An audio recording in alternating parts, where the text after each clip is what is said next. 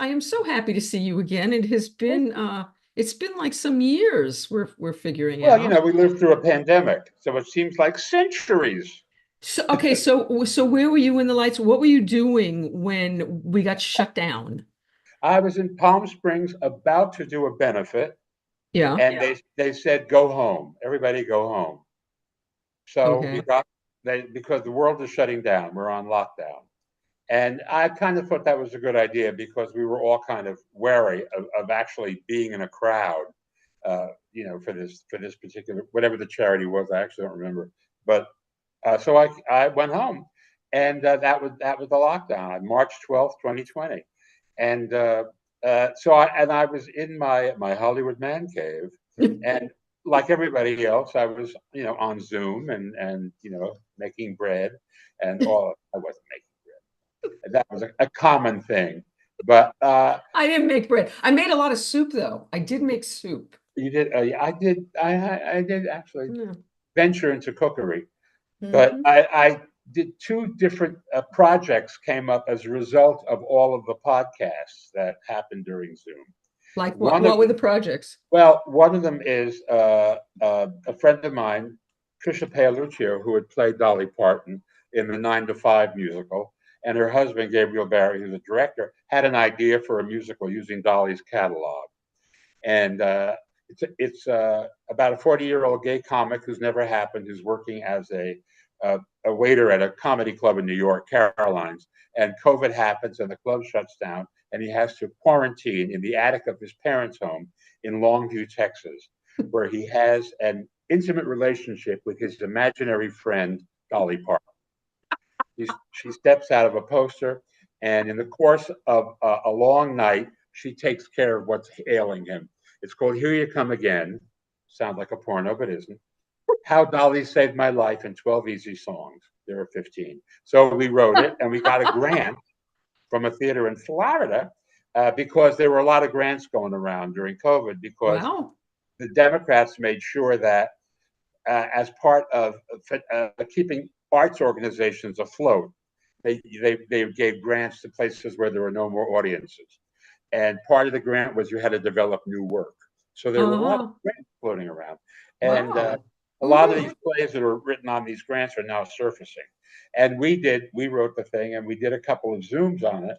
And they liked it and wanted to stage it. So I had to go to Dolly and get her permission for the songs. And I've worked for her over the years. And I didn't think she would go for it because she develops all of her own stuff. But she loved it, and she's now our partner. So Oh, I love we did this. 5 regional productions in the U.S. and it's now on a 6 month tour of the U.K. We're in Blackpool this week. If anybody's, pardon me, we're in Liverpool this week. If any of you Liverpudlians are tuned in, we're there at the Grand, and then we'll go into London in January. So that excuse me, that came out of COVID, How weirdly enough. fantastic. And the other thing was I was on podcasts like this, but hosted by people way younger than you or us.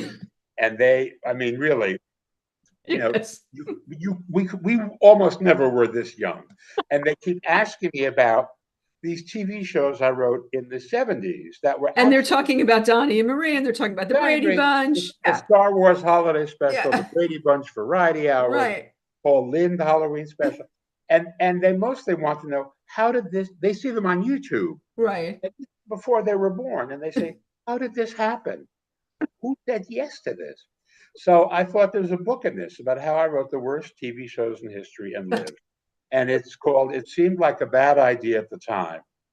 And it's Oh, I on love pre-order now that. on Amazon, and it will drop March 4th, right after the Oscars. And of course, my first Oscar show was the legendary Rob Lowe Snow White show. Rob White now, Rob Lowe Snow White Alan Carr show, Was that and really your first show? that was my first Oscar show. Your Yeah, first I actually Oscars? had a credit on. Yeah, I wrote for individuals before that, but I actually Well, wrote for I them. know you were a writer before that, but oh my, I can't. But So yeah, and how did that you was ever get back on after well, that? there was a Billy Crystal. Billy Crystal came back the following year and said, and he said, I want him back. And Gil Cates said, okay. And so 25 shows later, uh, I, that was the last time. I mean, I did 25 after that. So, but that first one is the one that's in the book because it was a classic, a disaster. Okay, so Although let's it really so wasn't, but did it's you the have legend anything and the to do with lore that bit with what the, with the Snow White thing?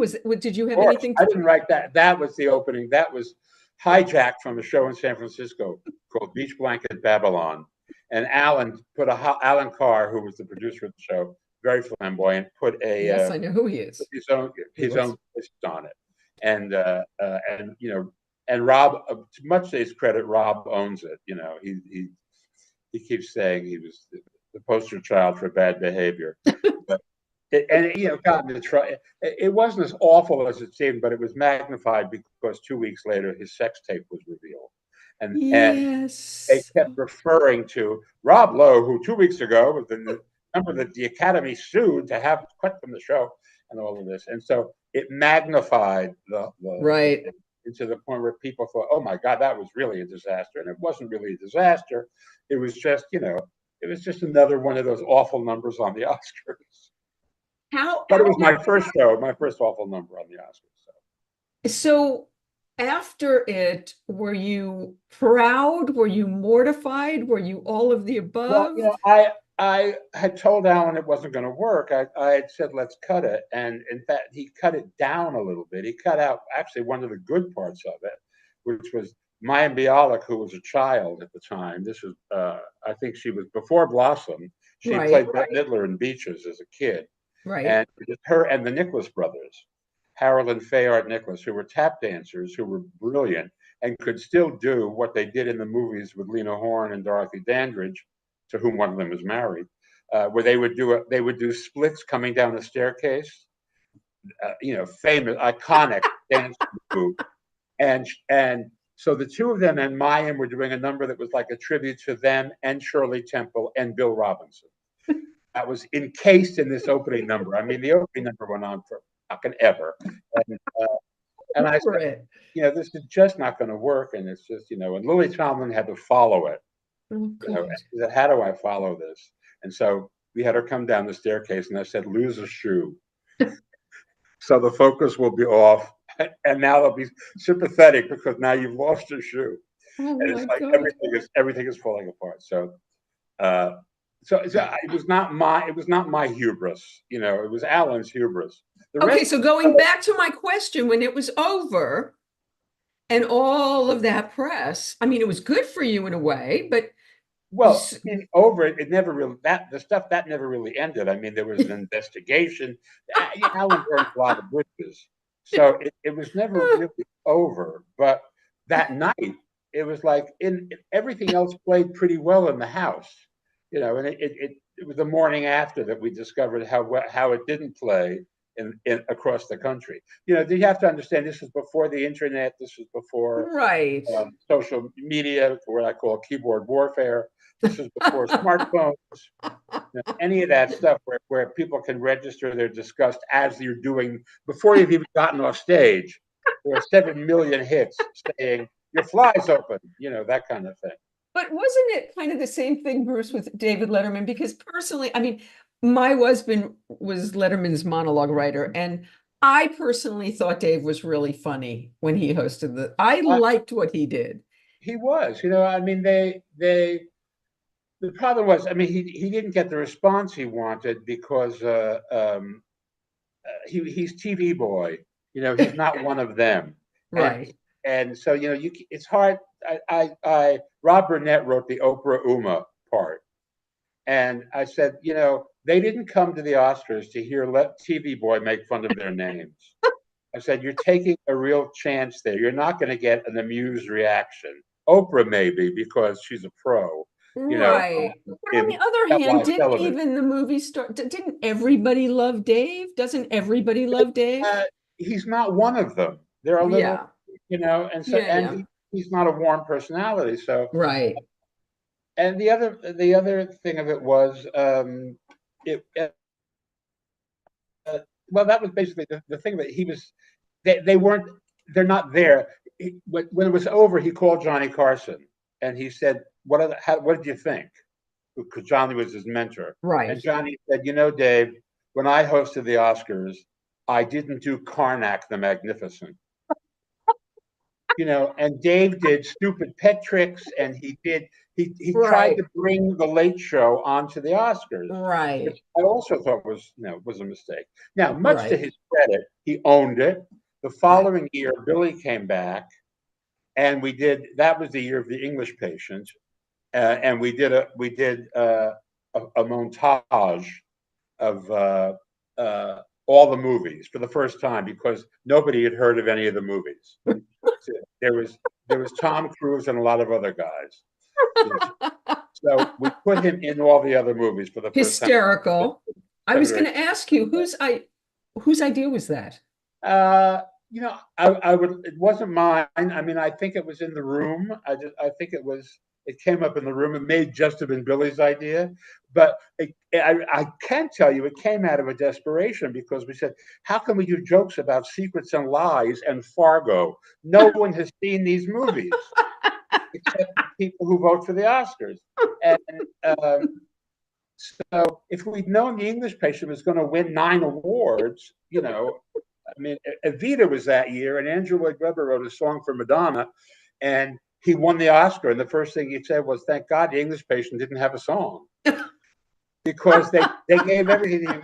So we put in a scene from The English Patient where Ray Fiennes is running through the desert, and he's being strafed by a guy in a biplane who's shooting at him. And we had Billy in the tuxedo running towards the shrine, and Dave was on the plane. And as he was firing the gun, he's going, Uma, Oprah, Uma, Oprah. And that was an idea in the room, and we didn't think Dave would go for it. And he said, like, when do I show up? And he Fantastic. came out, and we shot the green screen. Actually, I think he did it in New York, but it was great. And the idea was he owned the whole thing. And I think Fantastic. that he could then stop making jokes because for a year, as your honey can tell you, he didn't do a night without a joke about how bad his Oscar hosting was. He embraced it. Gabe was writing those jokes. Yes. He embraced it. So So, after that, he stopped doing it because he'd put paid on it. okay, so this whole thing with Billy and the singing opening numbers, you guys started all that. I mean, I don't remember Bob Hope or That was Johnny ever beginning. singing. Yeah, no. Well, I mean, Bob Hope certainly could sing, but Yeah, but he didn't sing at that when he hosted the Oscars, did he? I don't remember him. no, Oh, no, he didn't, because it wasn't. I guess because he would do it on the special, but he wouldn't. He didn't sing. He would do numbers with people. He did a number right, with Margaret and that kind of stuff. right, But he sang on Broadway and he sang in the right. movie. But uh, uh, Billy, it may have been Mark Shaman's idea because Mark who wrote Hairspray and is absolutely brilliant. Mark was his pianist, and he thought it may have been his idea to do a medley of songs that would have been the title songs of the nominated movies, but weren't. And it was fabulous, and it stuck. And Oh boy, did it ever. so then we had the movie, and then we had the medley. So it was like the Billy Crystal special, the first half hour, which was actually pretty fine because that's It when was most people tune in and they perfection. were entertained. And then they give an award to the supporting actress or supporting actor. That was the old formula. Nothing's ever been better. Nothing's ever been better. Well, Well, you have the Emmys to prove it. yeah, exactly. I mean, that's nice. It fell together. Yeah. It was so, and it was so entertaining. And when Billy was hosting, there was never a moment of cringing. There was never, I'm worried for him. There's so many hosts now Yes, that go because out there he's also a movie star, and and a and a pro. room full of movie stars know that he's not going to be mean. Mm. They couldn't be sure with Dave, but with him, they're fairly confident. That's why the hosts that they like the most tend to be the people who are one of their own. Although Although I think although Jimmy Kimmel's Kimmel done does. great, I mean, so a lot of people have been wonderful doing it. So, of all of the hosts that you've written the Oscars for, I assume Billy is up there as Well, Who's I better like them than? all. Steve Martin's the most unusual because he's such an oddball, but a big movie star, and again, not a mean spirited one. But his observations are just so edgy, and they're not they're not jokes. They're So, observations that you can laugh at or not laugh at. But that, I mean, because he's so funny that you laugh at them. so Bruce, how do you write for someone like Steve Martin, who is such an original and so unique? Well, it's like due diligence, right? You pay attention to who they are and what their style is and what their rhythm is, and I always compare it with if Bob Mackie is designing a gown for Cher, he's not going to put Lizzo in the same dress. I mean, these are two different body types. So I hear Lizzo has lost a lot of weight, Yes, but this is still, what I they are hear. two different body types. Hmm. And it's the same thing. I mean, you have to Bob is looking for their physical characteristics that make them who they are and designing to them, and I am looking for their comic characteristics that make them who they are and writing for that. And so it's a similar task actually, and So I'm I lucky that I watched can Get do it. But Bruce, I'd and like, you I'd like talk to point about out that. playwrights that screenwriters and playwrights who juggle dozens of characters who, if they all spoke in the exact same voice, it wouldn't work. So now when you're writing, Bruce, I lived with a monologue writer, and his way of writing, he would write topical jokes for Dave and for Jay and whatever, and he would sit Yeah, down with the newspaper, and he has a formulaic way of writing jokes for Dave, for Jay, and yeah. their voices, right? But when you're writing for all these different people and all these different voices, when you're writing for the Oscars, let's say, and you sit down to start this process, how do you even begin this? Well, I mean, if you know the host, and so you can study their style and Right? and adapt to that. But So do the you sit hard down part, with the movies, and do you start with the movies? Do you start with the sure, it's all host? about the movies on the Oscars. That's the one show where you can just make jokes about the movies, and it's interesting to try and somehow tie them into current events, what's happening in the world, and if you're lucky, you find something that matches up to something else. Um, so you're keeping an eye on everything that's going on and how it relates to the pictures that are in contention. For the host, I mean, that's the host job. It's hard to write for presenters because a lot of them have no persona, no voice of their own, and so when Keanu Reeves comes out, as huge a movie star as he is all over the world, they think he's the guy from The Matrix all the time, or they think he's Bill or Ted. They can't be sure which one he is. Which one? Yeah, I'm still not sure. But so and I tried writing in the voice of those characters, Bill and Ted, and it didn't work. So and Johnny Depp, there's no Johnny Depp character. I mean, he has adopted sort of a Right. Captain Jack Sparrow meets Hunter Thompson character that he does on talk shows now.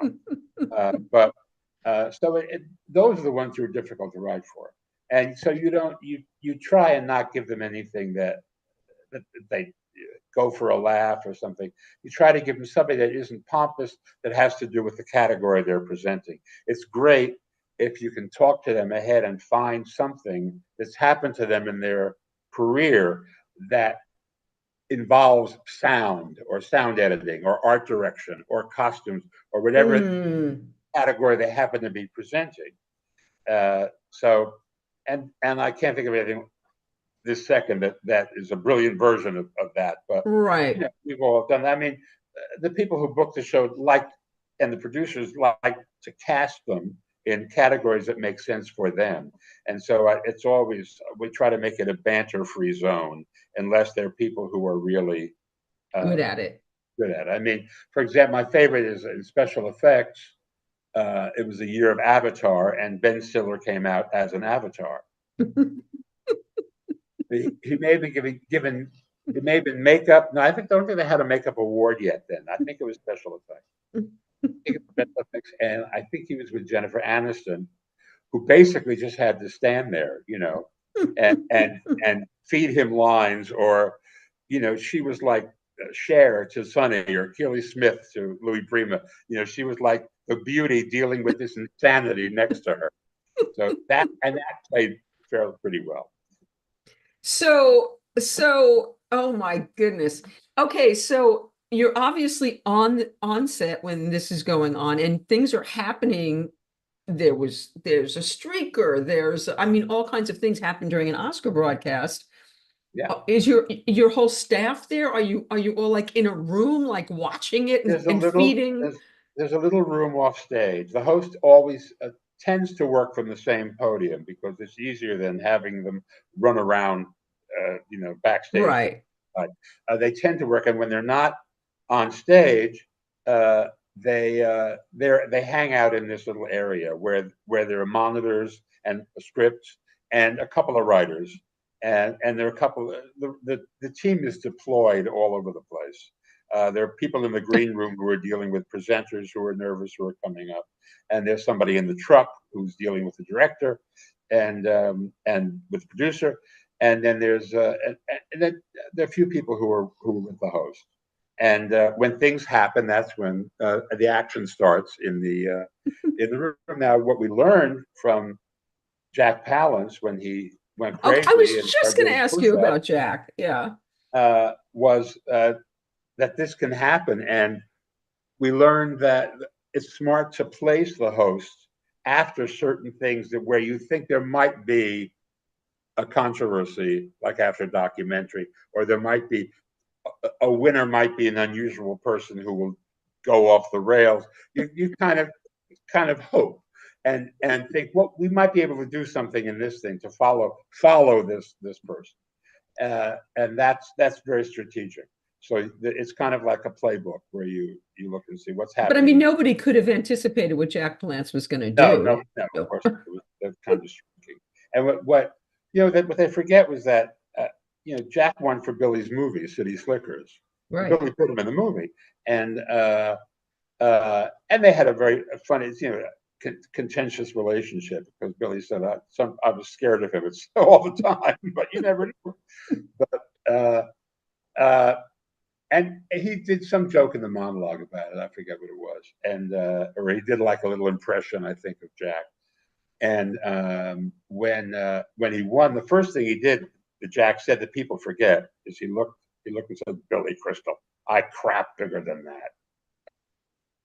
So there we were backstage, and we thought, well, the bar has been set. It's pretty low, but it's been set. So now we can have fun with him. And no sooner than that thought comes out than he drops down to the floor and starts doing. And of course, he was presented the award by Whoopi, who had won the previous year. Right. And so she's behind him, kind of looking at him like, this white boy's out of his mind. And and so we're in the back going, well, now he's carte blanche, right? We can make as much fun of him as we want to because he's made himself totally ridiculous. And so we kept changing things and saying everything with the comment about Jack Palance. Several jokes. There was a number with a lot of kids, and he said Jack Palance is the father of all those children. And after a few of those, his manager came backstage and said, how many more of these are you going to do? I'm running a pool in the audience, and I would like to win. Well, at least he had good humor about it. That's good. That's And good. the following year, again, Jack owned it. The following year, Billy hosted, and Jack was pulling a huge Oscar, like an ox, and Billy was reclining on the Oscar, and Jack was, his strength. And it was a huge entrance because it called back to, it was a year Of course. later, but it worked. Fantastic. I mean, every show you did is so memorable in so many ways. Were there any hosts that were, I don't know how much you can dish. And was anybody a nightmare? Was anybody really tough to write for? Well, Ellen, but she's now legendarily tough. Yeah. Yeah. And she had a group around her, and she was very, very protected. Franco was scared, and James Franco, but he keeps apologizing to me. So, Oh. but he was co-hosting with Anne Hathaway, which was a terrible idea because she's a precision instrument, and and there was like no chemistry between them at all. So Yeah. that was nobody's fault, really. Well, it was somebody's fault, but not theirs. Yeah. So that was tough. But no one has ever been, that they all, they want to work. I mean, one of the things why people keep saying no to hosting the Oscars is that you make a mistake and it lives with you forever. Nobody wants to fumble in the Super Bowl, Right. and Right. it's the same. It's the same thing. So everybody's pretty good. It's I like, would imagine for you it had to be great fun to do it with Whoopi because you guys have oh such a yeah, we did relationship. Yeah. 4 times, and we had a terrific time. Yeah, I love doing it. I mean, she's Okay, the so greatest. speaking of I mean, I you had a and good time with all of them. It wasn't. I was lucky that that the spirit was there. It's a is it whole is it different. fun? Is it fun? I mean, I imagine it's fun. It has to be stressful as hell too, I would imagine. Stressful because that everybody, that the whole world's watching. But it goes on, yeah, year after year, and it's a lot of fun because everybody is on the same level of insanity. Everybody's scared about what they're doing. They're nervous. They want to be perfect, and so it's kind of fun to just say, "Well, this will work or it won't work." Bruce, because you're like a well-oiled machine and you're always writing, I assume that you don't hit a wall. Do you ever hit a wall? Yeah, I mean, it's not like a clinical thing, like actual writer's block, but sometimes you just say this won't write. This is just not happening. We have to, and at that point, if you really feel it won't write, you have to figure out why and what you can do about it. And sometimes nothing you can do about it, but just not do it. Do it a different way. Just say no. We shouldn't give this person that thing to do, or you just kind of feel it's just not. It was an idea that maybe you thought you could work, and then suddenly you realize, no, this isn't going to happen. So And yeah, are you about the collaborative spirit? I mean, oh do yeah. you have a traditional writer's room where people are Well, yeah. I mean, on that show, absolutely. And I'm a real collaborator. I mean, I work with a lot of people, and I've partnered on a lot of things. And there's a point where you're always just sitting down. It's just you. Yes, I used to say you in the blank page. Now it's you in the blank screen. But it's always been that. Neil Simon taught me years ago. He said, never finish anything. He said, always leave something left to be written, so you'll have something to do when you sit down. Because there's nothing worse than sitting down saying, "Okay, Act One." You always have to maybe do it after you finish something else, and then start something new right away. And he was nothing if not prolific. My God, that is amazing because Gary Marshall said the exact opposite. really. Always finish. Always finish. That was Gary's advice to women who write. That's what he said when he came. Well, That was sooner or his, later you have to finish. Yeah, well, but no, but he said always finish. Never leave something unfinished. That was his advice to us. But that's so funny. That well, yeah, and they're both gone, and we can't ask. they we can't ask them, they They're can't both. defend themselves. But I actually have it on tape. But um okay, so we're talking about Whoopi. Let's get some dish on Hollywood Square. So I would imagine that, okay, was any of that ad-libbed? Was it all scripted? Oh, that was ad lib. Because you're never exactly sure. We wanted to make sure people were comfortable, and they wanted a comedy show, which is why I was the head writer. Right. They wanted it to be funny, and so, but the game goes on whether or not the contestant agrees with the answer that the celebrity is given. So they're not allowed to know the real answer. They may know the real answer. A lot of the questions didn't have a real answer. Anything that started with according to Dr. Joyce Brothers, who knows what the hell Joyce said? Who read Joyce? Who knows? It was all horseshit. It was something that they pulled out of a Joyce Brothers column, which nobody else had read. But Right. the question writer, which was a separate staff.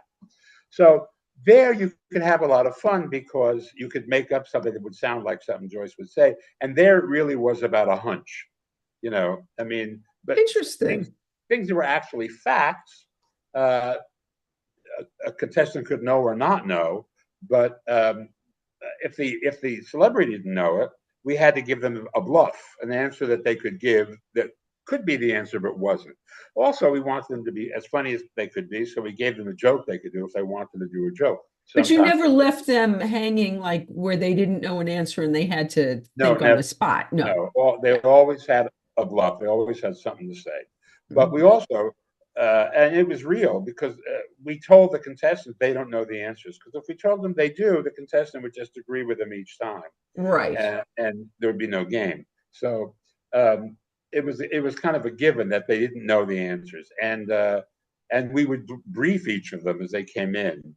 We would shoot 5 shows a day, and we'd come in and sit down with them in the morning and go through all of their material because he would, whenever somebody called on somebody, he would go into their file and pull out the question for them Right.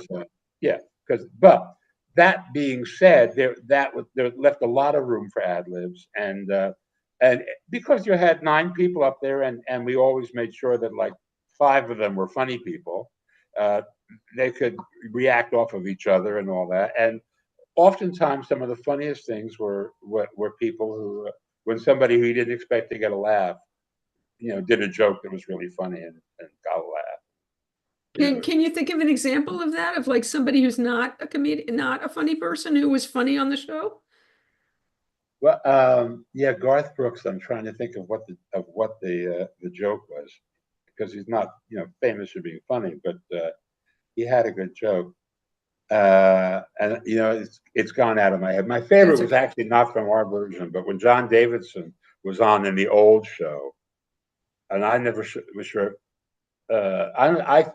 I'm not sure if this was actually an ad lib or whether it was written, but uh, uh, um, something like, "Where is the funniest? Where have more mistakes been made in marital relations?" And he just pondered and said, "Well, on the whole, I think." And then he just stopped, and the audience screamed with laughter. And I thought, was that written, or was that him just using a figure of speech? On the whole, I think that probably with butter, whatever his answer was going to be.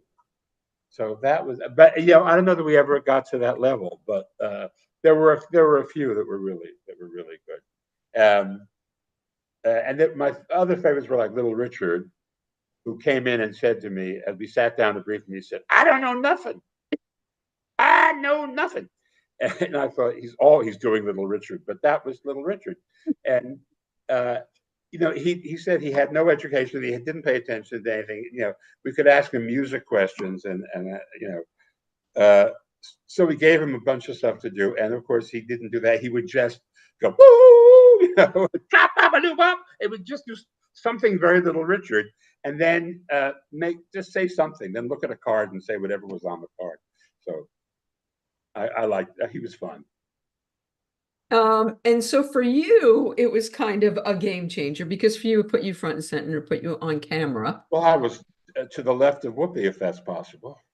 To And yeah, and suddenly I was somebody on television every night, and all of a sudden I was a famous person. And so how did that change your life, Bruce? Well, I did Hairspray. They said, "Would you be interested in coming in and auditioning to do the national tour of Hairspray as the mother, and then replace Harvey on Broadway later on," which I did. So 2 years. That probably wouldn't have come to me had I not already been well known. And there are sightings. I have the kind of fame where I'll be doing a selfie with somebody and giving an autograph, and somebody will walk by and say, "Who's that?" This is not like Justin Bieber, where they want pieces of his flesh. It's not that kind of fame. Well, but So it's a nice kind of fame because it's very pleasant. It really is very nice. And sometimes I get to jump lines, and sometimes I get to tables and all that kind of stuff. It's very nice. But I can never be sure. But I'm not Brad Pitt. I'm not going out there knowing that anything I want, I will probably. Odds are, the mountains will move for me. well, it seems to me, and reflecting back, looking back at your career, that I mean, is there anything you wanted to do that you haven't done? It seems like you've done everything.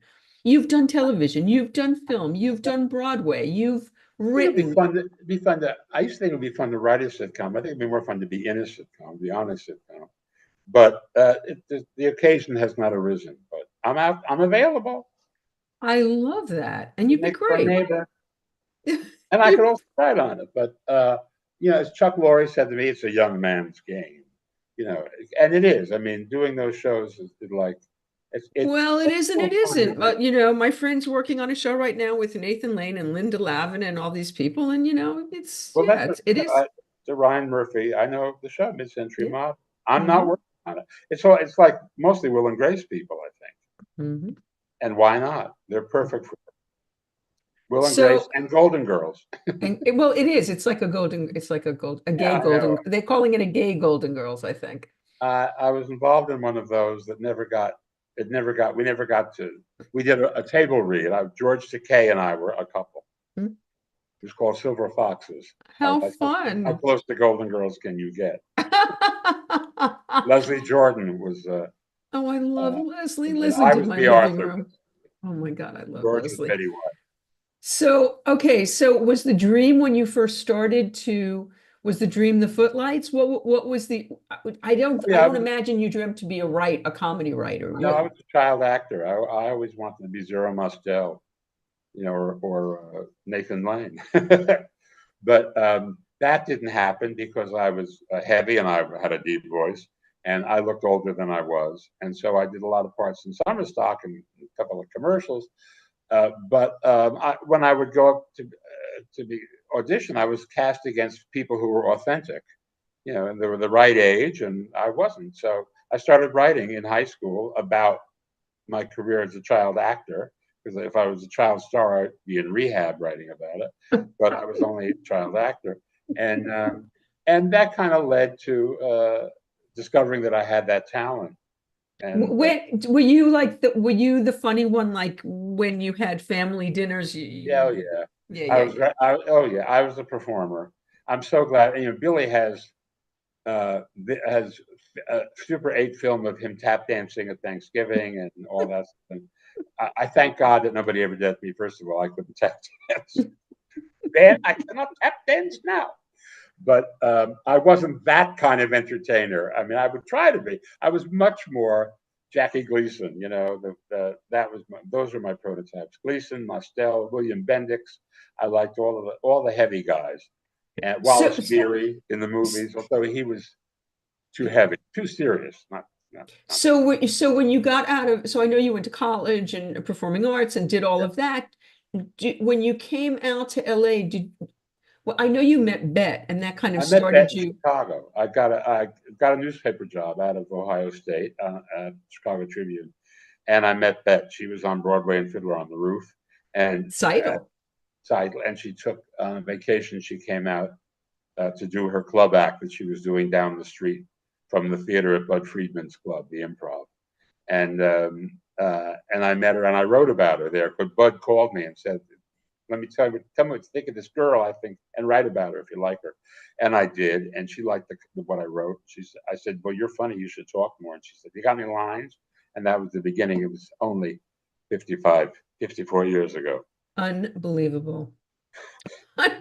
Bring the eloquence in now. So now, Um, wait, so were you with her when she was in the bath? When no, she, I wasn't there then. I wasn't uh-huh. there. I was. That was before that even. Wow. That was yeah. It was yeah, exactly. So, but then I started So writing. Was Barry Manilow still playing piano for her? Barry was her a substitute. Well, she knew him. He was a rehearsal pianist, and she had worked with him. But the regular pianist she worked with got mono, Oh. and she was doing the Baths, first show with the Baths, and Barry was the sub. The guy Steve Ostro called Barry, and Barry was the sub. And when the show was over, Barry came backstage and said to her, "You are Judy Garland. I am Mort Lindsay. We are together." And that's how it was until 5 years later, when he said, "I have to go on my own because I've written these songs and Clive Davis wants to record them." And so that was that. But I mean, a lot of people started with that. Melissa Manchester was one of the first Harlettes. Luther Vandross was an offstage singer. Norma Kamali designed early costumes. Michael Bennett, Andre DeShields did choreography. I mean, she attracted all of these insanely talented people, Right. and worked with them. And so he was the first of the ones to move on to the next level. So was working with Bet sort of your ticket to paradise?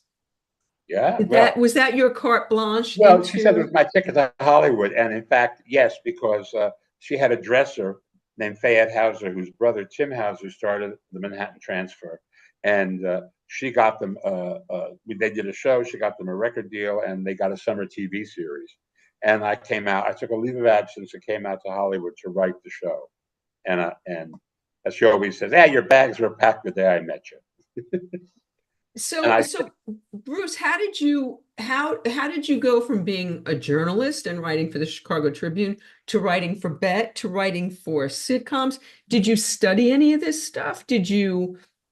well, What did you do to learn each form? it was I was a student of it from the time I was a kid, and so it kind of in my blood. And I mean, by studying that kind of stuff is really just observing it and coming up with your own attack on it. But I was never really a serious journalist. I wrote features, and the Trib encouraged me to be a character in their pages and do stunt kind of things, like swapping. I became a housewife in the suburbs, and the housewife became the rock critic for a week. And it was Mr. Mom, which is what Mr. Mommy, which John Hughes used as a template for Mr. Mom. He Wow. told me years later. I said, "Thank you. Where's my piece?" Lovely guy. I didn't ask for anything. Why? Why? I'm happy to be an inspiration. It's a great movie. Michael Yeah, I love that. Keaton. I love that movie. So so it was just it was what I did. I mean, I was always writing funny stuff for the paper. I was never, they never sent me out to cover, murders and gang shootings and all of that. Not or politics. That was not my beat. So it was And so coming comics to would also Hollywood. reach out to you to write for them individual, like Joan Rivers would reach out to you, Well, right? And as they came through Chicago, they knew who I was because they had heard about me with Bet, and also I'd interview them, and they would like the very first before Bet was Kay Ballard. I worked for her at the very beginning, and then Joan and David Steinberg and Richard Pryor and George Carlin and Lily and a lot of people who played. They all kind of played Mr. Kelly's. I think that was my Bet. I met at Mr. Kelly's. That was a fabulous nightclub, the kind of clubs that don't exist anymore, really. mm, Um, I mean, they're different now. They're not as mainstream as those. That was a hip club, but hip meant something else in those days. They weren't gay clubs. Now most of those are little like sort of gay oh blocks. wait, speaking of gay clubs, so you have a show out on Amazon right now, about the first gay disco. Tell us Oh, about I'm in that. a documentary about Studio One. Studio Yeah. One Forever, it's called. Yeah. It's a wonderful documentary by a guy named Mark Soltarelli. And it's about this place in West Hollywood. The building is no longer there, but it was kind of the center of all gay life in West Hollywood. And surrounding too, because it was the first kind of above board gay disco in town. What And what year was that? What oh my years? God! Well, it started in the '70s. I was there from '75 on. It had a nightclub in the back called the Back Lot, where Cheetah opened. Cheetah played it, and Wow. then Bernadette Peters and Waylon Flowers and Madam and a whole lot of people I worked with. And so that So was it was an upscale club then. Because I used to go to the Anvil in New York. Did you ever go to the well, no, the Anvil? Amber was a gay bar. That's a different. Yes. And That's Sunday where nights they let girls in. Raleigh went and created the Village People from guys he saw at the Anvil and the Mine Shaft, the other one. The mine shaft, that's right. Mine Shaft, yeah. And that's a different That was strata. a little skanky. Yeah. The thing about Studio One and what makes this movie so interesting is because of the backlot, it was a mixture of Hollywood and gay life. Uh, when Geraldine Fitzgerald played there, Betty Davis came to introduce her, And from Wow. then on, well, from Cheetah, basically at the beginning, people would show up, Cary Grant and Sinatra, and I mean, all of these people showed up to see to see the shows in the back room, and then they would kind of peek in to look at all the shirtless guys doing poppers on the dance floor. But but so that part of it is in the first place where those two cultures kind of mingled, and it also in the documentary, of course, it winds up being about loss because AIDS hit, and a gigantic swath of that generation died, and it's about a community coming together to sustain in the face of this kind of loss. And when people see the movie, we screened it at festivals all over the country, and in Europe as well. They come expecting that it's going to be, ooh, ooh, and a lot of that, and it turns out to be very moving, and they weren't expecting that. Oh, I'm But excited. I'm going to watch that tonight. there's a lot of joy in it. I promised to get you out of here early, but since we're talking about, we're segueing beautifully into the last thing I want to talk to you. Well, I want to talk to you about a lot of things, but we don't have time. But I want to talk to you about what's going on in the world right now, Bruce. Yes. And I have a gay son, and I have a daughter who is of age that might need to have an abortion one day. Who knows? And look at this world we're about to walk into. And what the hell are we going to do here? I mean, you look at the cabinet, it's the most terrifying. It's hysterical and terrifying. It's a clown car, yes. I mean, people who have no idea what they're doing. I mean, they make Betsy DeVoy look like she's smart. Billionaire Betsy, who the education department, Al Franken grilled her on tests and she'd never heard of them. She was running the education department. So, I heard yesterday they're taking fluoride out of the water. Did you hear that? They're taking fluoride out of the water. Bobby Kennedy is taking fluoride out of the water. They're floating that idea. Let's see. I mean, a lot of that is it's not scary. Well, don't you think? I mean, he's gonna be autonomous. He's gonna do whatever he wants to do. Nobody's gonna stop. Who's gonna stop him? Well, let's see. I mean, there is that attitude to take. The other attitude is, "Hello, Portugal." I mean, what are you going to do? If you go in with the attitude nobody's going to stop him, you have to go in with the attitude is we're going to stop him. Well, yes, I do. Well, yes, I mean, yes, and, yes. It's unfortunate. I mean, I was looking today at the Supreme Court arguments on the transgender issue, and it just got me annoyed because I thought to myself, Ruth Bader Ginsburg and Joe Biden both stayed too long at the fair, and that's why we're in this pickle. The two of them have a lot to answer for. A lot to answer for. If she had resigned and we had gotten another liberal justice in there while Obama was in office, we would not be in this situation. And with Biden, if he had quit earlier and allowed the Democrats to have primaries and to choose a candidate not in the administration, we would not be in this pickle. But we are in this pickle. So I can sit here and piss and moan about that, or I can look forward and say, we fight. Say we take it every day. It works for alcoholics, one day at a time. I'm not one, but it's a great. That book is full of. I was an Al-Anon for years, which is an organization of people who sleep with alcoholics. I'm in that one too. Yeah, but and I read the book, and the book is just full of stuff that everybody needs to take a fearless and thorough moral inventory, and everybody needs to do it one day at a time. So are you hopeful? Yeah, I mean, there's nothing. Or you could say, well, we'll ride out the storm, but I mean, you just have to. Unfortunately, it's not a time to. I don't think we ride it out. I think you're right. I think we have to fight. I think we have to fight. We can pretend, but I think we have to fight. I think you can't curl up by the fire and say, "Oh, it'll all be okay in 4 years." You have to, on a daily basis, you have to look and see what are they up to and how do we fight this. So we did it. I did it. I mean, I used to march and do all that stuff, and yeah. I mean, well, I guess we're going to do what we have to do. Bruce, I promise to get you out of here by now. I love talking to you. I could talk to you all night and listen to your stories. I am looking forward to your book. Give us the name again. It seemed like a bad idea at the time. It seemed like a bad idea at the time. Like my lighting as opposed to your lighting. Your lighting is fabulous. But you do this all the time. Well, so do I, but I've never really invested. I have this one great light. I'm gonna send you the link for it. I just ring got light. it. It's really no, it's not a ring light. Okay. So it doesn't glare on your glasses. Anyway, I'll send you the link. It's great. Thank you so much for doing this. It was wonderful to see you again. I hope I see you in the real world real soon.